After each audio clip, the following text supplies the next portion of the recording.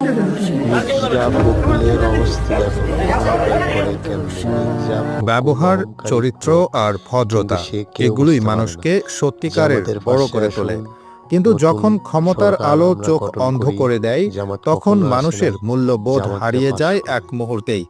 সম্প্রতি একটি video viral net দুনিয়ায়, যেখানে বিএনপির শীর্ষ নেতা মির্জা ফখরুল ইসলাম আলমগীর এক অনুষ্ঠানস্থলে ভক্ত সমর্থকদের মাঝে দাঁড়িয়েছিলেন। সেখানে এক সাধারণ মানুষ হাসি মুখে ভদ্রভাবে এগিয়ে এসে বললেন, স্যার, আমাকে চিনছেন?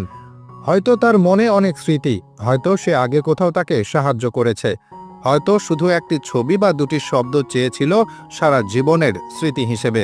কিন্তু তার বিনম্র প্রশ্নের উত্তরে যে প্রতিক্রিয়া আমরা দেখলাম, তাতে মন ভেঙে গেছে হাজারো মানুষের। মির্জা ফখরুল রেগে বললেন, দূর হন এখান থেকে। মুহূর্তেই সেই সাধারণ মানুষের মুখে হাসি শুকিয়ে যায়, চোখের ভেতর চাপা কষ্ট স্পষ্ট হয়ে ওঠে। হয়তো সে ভেবেছিল নেতা মানে মানুষের সাথেই থাকা, কিন্তু সেখানে দেখা গেল ক্ষমতার অহংকার আর অবহেলা। এই দৃশ্য দেখে যারা আশেপাশে ছিল তারাও হতবাক। সোশ্যাল মিডিয়ায় ছড়িয়ে পড়ার পর মানুষ প্রশ্ন তুলছে, নেতা কি শুধু মঞ্চে ভালো কথা বলার জন্য? নির্বাচনের সময় মানুষের দরকার, আর ক্ষমতা এলে তাদের মূল্য নেই?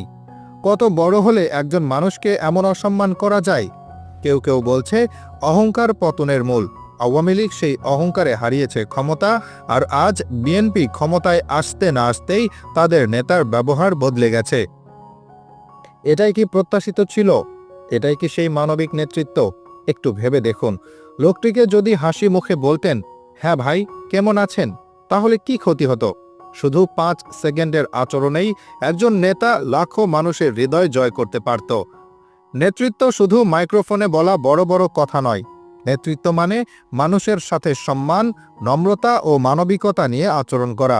কারণ ইতিহাস বলে, জনতা যখন মুখ ফিরিয়ে নেয়, ক্ষমতার সিংহাসনও টিকে থাকে না।